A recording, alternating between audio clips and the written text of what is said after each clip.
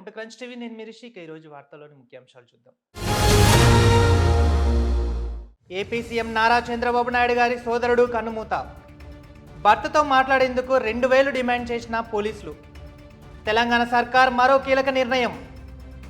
రైతులు ఆదాయం వచ్చే పంట వేయండి, పొన్నం ప్రభాకర్. మరో బిజినెస్తో స్టార్ హీరో. బీఆర్ఎస్లో లక్కీ ఛాన్స్ ఎవరికి? సంక్రాంతికి సన్నబియ్యం. 2 లక్షలకు పైగా రుణమాఫీ. మణికండలో భారీ అగ్ని ప్రమాదం.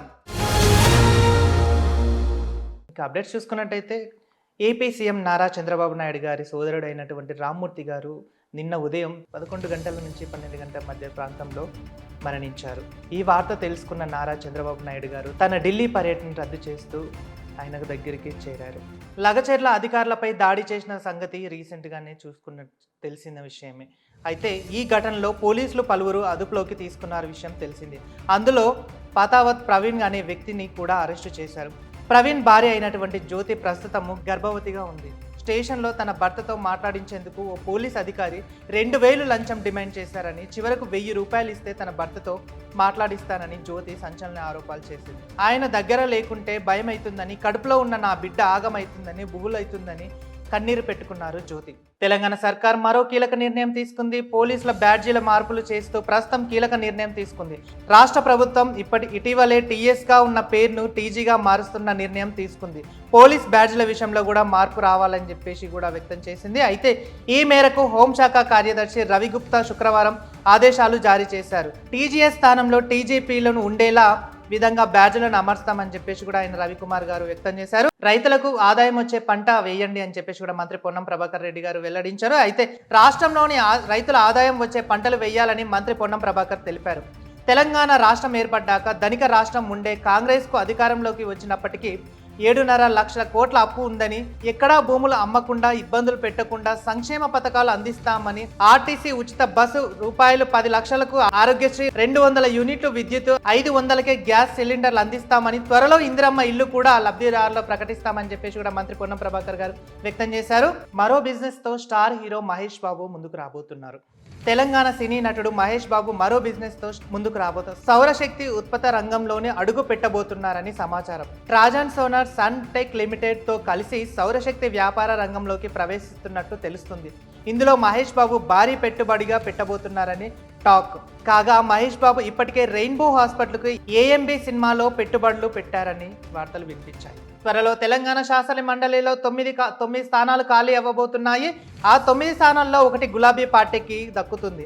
ఈ క్రమంలో ఆ సీటు ఎవరికి వర్తిస్తుందో అనే చర్చాంశంగా మారుతుంది, జోరుగా నడుస్తుంది. ఈ స్థానంలో బీసీ సామాజిక వర్గానికి చెందిన నేతలు ఇవ్వాలని పార్టీ నిర్ణయాలు వచ్చినట్లు టాక్ వినిపిస్తుంది. బీసీ అజెండాతో ముందుకు వెళ్లే భవిష్యత్తులో రాజకీయ ప్రయోజనం ఉండే అవకాశం ఉందని కేసీఆర్ భావిస్తున్నట్టు తెలుస్తుంది. మరి ఆ అవకాశం దక్కేది ఎవరికో వేచి ఉండక తప్పదు. సంక్రాంతికి సన్నబియ్యం ఇస్తామని చెప్పేసి కూడా మంత్రి తుమ్మల నాగేశ్వరరావు గారు ఓ ప్రకటనలో వ్యక్తం చేశారు. అయితే తెలంగాణలో వచ్చే సంక్రాంతి నుంచి సన్నబియ్యం రేషన్ షాప్లో ఇస్తామని తెలంగాణ రాష్ట్ర వ్యవసాయ శాఖ మంత్రి తుమ్మల నాగేశ్వరరావు ఓ ప్రకటనలో చెప్పారు. దీంతో జనవరి 14, 2025 నుంచి నిరుపేదలకు సన్నబియ్యం రేషన్ షాప్లో పొందే అవకాశం ఉంటుందని, ప్రస్తుతం ఇస్తున్న దొడ్డు బియ్యం రకం బియ్యాన్ని చాలా మంది తీసుకుంటున్నప్పటికీ వాటికి వండుకొని తింటున్న వాళ్ళు మాత్రం చాలా తక్కువగా ఉన్నారని మంత్రి వ్యక్తం చేశారు. కాగా సంక్రాంతికి ఖచ్చితంగా కూడా సన్నబియ్యం ఇస్తామని చెప్పేసి కూడా మంత్రి తుమ్మల నాగేశ్వరరావు గారు వ్యక్తం చేశారు. 2 లక్షలకు పైగా రుణమాఫీ చేశామని మంత్రి తుమ్మల నాగేశ్వరరావు గారు వ్యక్తం చేశారు. తెలంగాణలో కాంగ్రెస్ సర్కారు వచ్చిన వెంటనే 2 లక్షలకు పైగా రుణమాఫీ చేశాము, 1,00,000 రూపాయలు ఉన్న వారికి కూడా రుణమాఫీ చేశామని చెప్పేసి కూడా మంత్రి ఓ ప్రకటనలో వ్యక్తం చేశారు. అయితే తెలంగాణలోని 2 లక్షలకు పైగా రుణమాఫీ ఉన్న వారికి కూడా త్వరలోనే ప్రకటిస్తామని మంత్రి తుమ్మల నాగేశ్వరరావు వ్యక్తం చేశారు. హైదరాబాద్లో శుక్రవారం మీడియా సమావేశంలో ఈ సందర్భంగా ఆయన మాట్లాడుతూ రైతు భరోసా సబ్ కమిటీ నివేదిక రాగానే రైతులకు అందిస్తామని అన్నారు. గతేడాది కంటే ఈసారి సన్న వడ్ల పంట పెరిగిందని హర్షం వ్యక్తం చేశారు. ఇప్పటికే వరకే 9.7 మెట్రిక్ టన్నుల ద్వారా ధాన్యాన్ని కొనుగోలు చేస్తున్నామని ఆయన ఓ ప్రకటనలో వెల్లడించారు. మణికొండలోని భారీ అగ్ని ప్రమాదం జరిగింది. అయితే రంగారెడ్డి జిల్లా మణికొండ పరిధిలోని పుష్పగూడలో భారీ అగ్ని ప్రమాదం చోటు చేసుకుంది. గోల్డెన్ ఓయేరీ అపార్ట్మెంట్లో ఓ ఇంట్లో గ్యాస్ సిలిండర్ పేలి మంటలు చుట్టుముట్టాయి. దీంతో శుక్రవారం అపార్ట్మెంట్ వాసులు భయంతో బయటకు పరుగులు తీశారు. ఆ ఇంట్లోనే 5 కుటుంబ సభ్యులు ప్రాణాలతో బయటపడ్డారు. అయితే ఫైర్ ఇంజన్ వెళ్లే దారి సరిగ్గా లేకపోవడంతో సిబ్బంది గంట పాటు శ్రమించారు. ఇక ఇంకో అంశం తీసుకున్నట్లయితే సినీ హీరో ధనుష్ పై నయనతార సంచలన వ్యాఖ్యలు చేశారు. తన పెళ్లి documentary Naanum ready than cinema పాటలు ఉపయోగించుకోవడానికి దీనికి నిర్మాత అయినటువంటి ధనుష్ శర్మిస్ ఇవ్వలేదని, దీనికోసం 2 ఏళ్లు వేచి చూస్తామని, దీనిపై తనకు ధనుష్ 10 కోట్లకు లీగల్ నోటీసులు పంపించారని ఫైర్ అయ్యారు. తండ్రి సోదరుడు సాయంతో ధనుష్ హీరో అయ్యారని, తాను రెక్కల కష్టం మీద పైకొచ్చారని చెప్పేసి కూడా నయనతార వ్యక్తం చేశారు.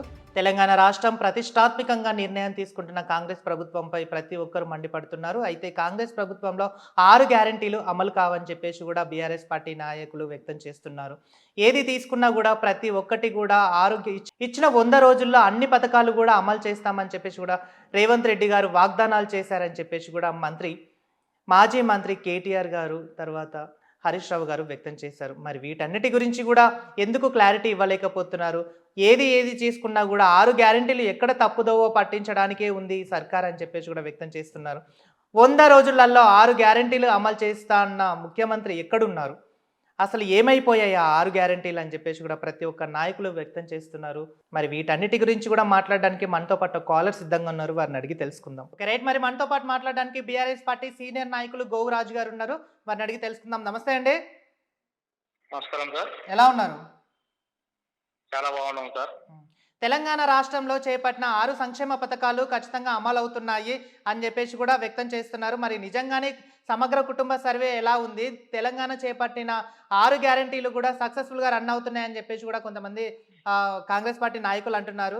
ఇవన్నీ నిజమే జరుగుతున్నాయి అంటారా? అంత బోగస్ మాటలు సార్. 420 మాటలు, 420 హామీలు కాంగ్రెస్ ప్రభుత్వానికి. ఒక్కటి మాత్రం అమల్లో అవుతుంది, ఫ్రీ బస్ అని. ఆ ఫ్రీ బస్ కూడా ఉపయోగించుకునే మహిళలు నానా బూతులు, చెప్పలేని మాటల్లో వర్ణాతీతంగా రేవంత్ రెడ్డిని విపరీతంగా తిడుతున్నారు. తెలంగాణలో నిజంగానే రుణమాఫీ జరగలేదంటారా? రుణమాఫీ జరగలేదు సార్. ఏం జరిగినా 25% జరిగింది. వాళ్ళేమో 100% రుణమాఫీ అవుతుందని చెప్తుండ్రు, అయ్యిందని చెప్తున్నారు. కొందరేమో December 7కు కంప్లీట్ చేస్తామని చెప్తున్నారు. ఒక మంత్రి ఏమో మొత్తం కంప్లీట్ అయిందని చెప్తున్నాడు. ఇది ఎక్కడి సార్? వాళ్ళనే ఐక్యత లేకుండా, వాళ్ళకే స్పష్టత లేదు. రైతు రుణమాఫీ అయిందని ఒక మంత్రి చెప్తాడు, కాలేదని ఒక మంత్రి చెప్తాడు. ఇది ఎట్లా నమ్మాలి సార్? ప్రజలు విసడించుకుంటున్నారు ఈ ప్రభుత్వాన్ని 9-11 నెలలకే. అంటే మరి ఇంకోటి ఫ్రీ బస్ విషయం కానీ, తర్వాత రైతు బంధు విషయంలో కానీ, ఆ తర్వాత గ్యాస్ కనెక్షన్ విషయంలో కానీ, కరెంటు విషయంలో కానీ అన్ని విధాలుగా కూడా వచ్చిన సంవత్సరంలోనే మంచిగా చేపట్టినామని చెప్పేసి కూడా అంటున్నారు కదండి. మరి మీరు ఎందుకు ఇలా అంటున్నారు? నిజంగానే అభివృద్ధి అనేది లేదా, లేకపోతే ఇవన్నీ మీకు కనిపించట్లేదా? వాళ్ళు మాటల్లో మాత్రమే అభివృద్ధి కానొస్తుంది, వాళ్ళు పేపర్ ప్రకటనలో మాత్రమే అభివృద్ధి కానొస్తుంది, చేతల్లో మాత్రము శూన్యము. తెలంగాణ రాష్ట్రంలో కాంగ్రెస్ ప్రభుత్వం ఆధ్వర్యంలో జరిగింది మాత్రం అభివృద్ధి చాలా శూన్యం. జరిగింది ఏవో 10 మందికి ఇచ్చి మేము 100 మందికి ఇచ్చినాము, మేము ఆర్భాటాలు చేస్తున్నాం అని టీవీలలో, పత్రికలలో విపరీతమైన ప్రకటనలు ఇచ్చుకుంటున్నారు, ఆర్భాటాలు చేసుకుని ప్రచారం చేసుకుంటున్నారు. కానీ ప్రజలకు, నిజమైన లబ్ధిదారులకు ఇంతవరకు ఏ ఒక్కరికి లబ్ధి చేకూర్చిన సందర్భాలు లేవు. ఈ విషయాలు తెలవాలంటే మన గ్రౌండ్ గా వెళ్లి ప్రతి ఒక్క తెలంగాణ పబ్లిక్ ని, ప్రజానికాన్ని అడిగితే ఈ కాంగ్రెస్ ప్రభుత్వాన్ని దుమ్మెత్తి పోస్తారు సార్. తెలంగాణ ప్రజలే అంటున్నారు కదండి, ఎందుకంటే మాకు రుణమాఫీ అయ్యింది, తర్వాత మాకు అన్ని విధాలుగా కూడా కాంగ్రెస్ గవర్నమెంట్ వచ్చిన తర్వాత కూడా బాగా నడుస్తుంది, మంచి ప్రభుత్వము, మంచి ప్రజాపాలన కూడా నడుస్తుంది అని చెప్పేసి కూడా ప్రజలు వ్యక్తం చేస్తున్నారు కదండి. మరి మీరు ఎందుకు ఇలా అంటున్నారు? అలాంటి వాళ్ళు చెప్పే వాళ్ళు మొత్తం పేడార్టికల్ వాళ్ళు సార్. వాళ్ళ కార్యకర్తలు, వాళ్ళ ముఖ్యమైన నాయకులు వాళ్ళకి డబ్బులు ఇచ్చి చెప్పించుకునే సందర్భాలు సార్ అవి. మరి మీ విషయంలో అంటే ఇన్ని జరుగుతున్నా కూడా కేటీఆర్ కానీ, తర్వాత హరీష్ రావు గారు కానీ ప్రతి ఒక్కటి ధర్నా చేసుకుంటున్నారు, అన్ని విధాలుగా కూడా చేస్తున్నారు. మొన్న జరిగిన రంగచర్ల దాంట్లో కూడా కేటీఆర్ గారి హస్తం ఉందని చెప్పేసి కూడా పట్నం నరేందర్ రెడ్డి గారిని అరెస్ట్ చేయడం జరిగింది. నిజంగానే కేటీఆర్ గారి పాత్ర ఉందంటారా దాంట్లో? ఎలాంటి పాత్ర లేదు సార్ కేటీఆర్ గారు. దాంట్లో ముఖ్యంగా దాడి చేసింది లగచర్లలో వాళ్ళకి కాంగ్రెస్ కార్యకర్తలే. ఎవరు సీఎం సోదరుడు తిరుమల రెడ్డి దగ్గర దిగిన వాళ్ళే. చాలా మంది ఫోటోలు ఈరోజు సోషల్ మీడియాలో, ప్రముఖంగా పత్రికలలో ఈ రోజు ప్రకటనలు వస్తున్నాయి, వార్తా రూపంలో వస్తున్నాయి. వాళ్ళ కార్యకర్తలే ఈ రోజు అధికారంలో దాడులు చేశారు. సురేష్ విషయంలో తీసుకున్నట్టయితే తను ఒక సీనియర్ నాయకులు, పైగా మండల నాయకులు సురేష్ గారు, ఆయననే దగ్గరుండి మరి దాడి చేపించారని చెప్పేసి కూడా 42 సార్లు ఫోన్ కాల్ చేశారు పట్నం నరేందర్ రెడ్డి గారికి కూడా అని చెప్పేసి కూడా వ్యక్తం చేశారు కదండి. మరి నిజంగానే పట్నం నరేందర్ రెడ్డి దీని హస్తం ఉందా, తర్వాత కేటీఆర్ గారి హస్తం ఉందా అని చెప్పేసి కూడా ఎంక్వైరీ జరుగుతుంది. నిజంగానే ఉందంటారా ఇవన్నీ? సార్ ఫోన్ చేసిన మాట వాస్తవం. మా ప్రజల్లో, మా మండల్లో, మా రైతులకు చాలా అన్యాయం జరుగుతుంది. దీనికి మీరు రావాలే సార్. దీన్ని ఎట్లా చేయాలి సార్? రైతులు చాలా నష్టపోతారు, తినడానికి తిండి లేదు, కష్టపడే భూమి పండించుకునే పంట వాళ్ళు లాక్కుంటారు కాంగ్రెస్ ప్రభుత్వం. ఏం చేయాలి సార్? మా రైతులు బాగా గోడు విలబిసుకుంటారు అని చెప్పి ఫోన్లు చేయడం జరిగింది.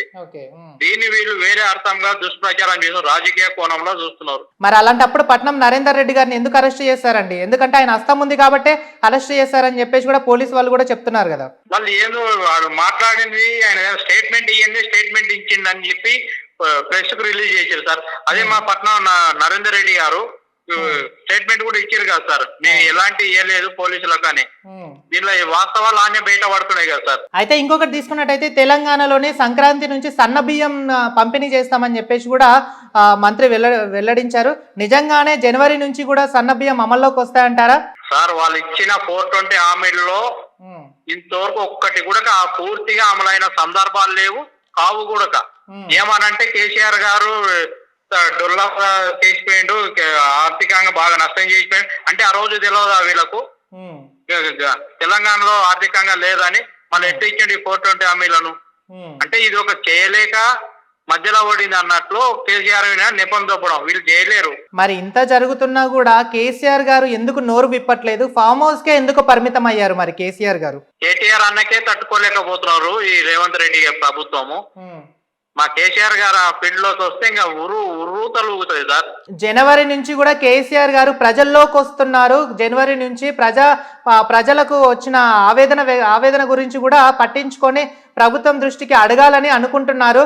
జనవరిని మొదటి వారంలో కేసీఆర్ గారు బయటికి రాబోతున్నారని చెప్పేసి కూడా అంటున్నారు. నిజంగానే కేసీఆర్ గారు బయటికి వస్తారా కొత్త సంవత్సరానికి? వస్తున్నా సార్, ఖచ్చితంగా ప్రజల బాధలను అర్థం చేసుకొని వింటున్నాడు, చూస్తున్నాడు.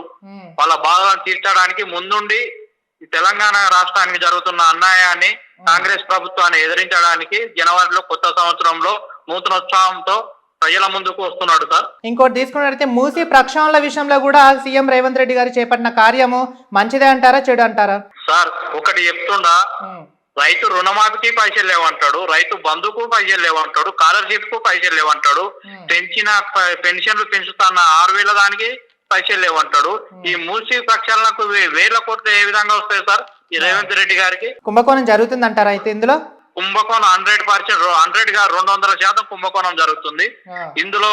ఈ మూసీ ప్రక్షాళన అనే పేరుతోటి 1,000 కోట్లు అక్కడ అధిష్టానానికి, అక్కడ జరుగుతుండే మహారాష్ట్ర ప్రభుత్వంలో, జార్ఖండ్ లో జరుగుతుండే ఎన్నికలకు ఇక్కడ నుండి మన తెలంగాణ డబ్బులు మూటలు మూటలుగా అక్కడికి వెళ్తుండే సార్. అంటే గతంలో కూడా కేసీఆర్ గారు కూడా 9 సంవత్సరాల పరిపాలనలో కూడా ఎన్నో కుంభకోణాలు చేశారు.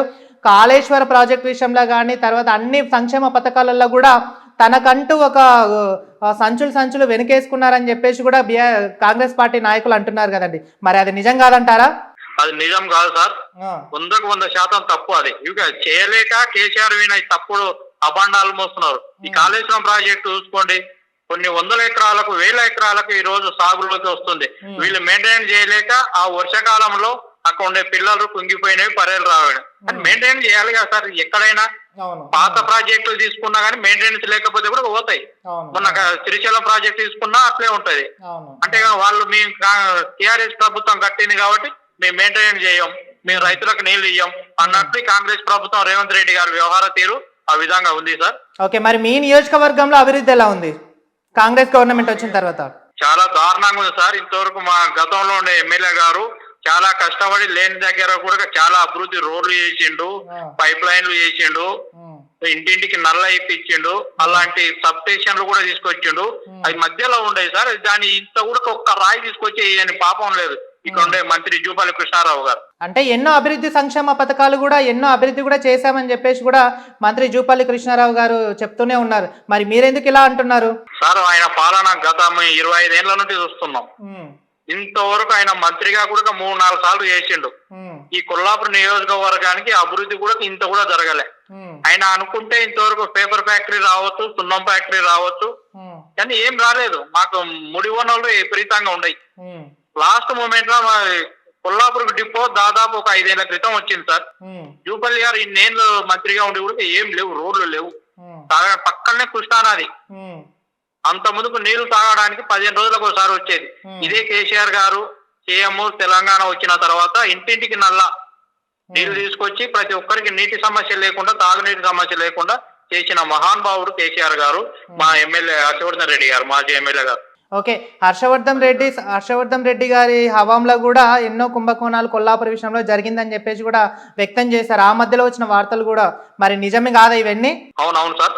హర్షవర్ధన్ రెడ్డి గారు చేసింది 3.5 సంవత్సరాలని తక్కువ సమయంలో విపరీతమైన అభివృద్ధి చేశారు కొల్లాపూర్ నియోజకవర్గం. Thank you so much sir, మీ అభిప్రాయాన్ని తెలియజేసినందుకు thank you so much. Okay, చూస్తారు కదా, తెలంగాణలోని 6 గ్యారెంటీల విషయంలో కూడా అన్ని విధాలుగా కూడా సక్సెస్ఫుల్గా రన్ అవుతున్నాయని చెప్పేసి కూడా కాంగ్రెస్ నాయకులు వ్యక్తం చేస్తున్నారు. అలాగే బీఆర్ఎస్ పార్టీకి సంబంధించిన గోవు రాజు గారు కూడా తన నియోజకవర్గంలో కూడా ఎటువంటి అభివృద్ధి లేదు, 25 సంవత్సరాల నుంచి కూడా జూపల్లి కృష్ణారావు గారి పనితీరు చూస్తున్నాము, అయినా కూడా ఎక్కడ కూడా అభివృద్ధి లేదని చెప్పేసి కూడా వ్యక్తం చేస్తున్నారు. నిజంగానే చూసుకున్నట్టయితే కాంగ్రెస్ గవర్నమెంట్ వచ్చిన తర్వాత కూడా అన్ని విధాలుగా కూడా సంక్షేమ పథకాలు అందుతున్నాయని చెప్పేసి కూడా ప్రతి సభలో కూడా రేవంత్ రెడ్డి గారు అలాగే మంత్రులు కూడా వ్యక్తం చేస్తున్నారు. వీటన్నిటి గురించి కూడా మరి ఏది ఏంటి అనేది కూడా తెలుసుకోవాల్సిన విషయం చాలా ఉంది. చూస్తూనే ఉండండి క్రంచ్ టీవీ.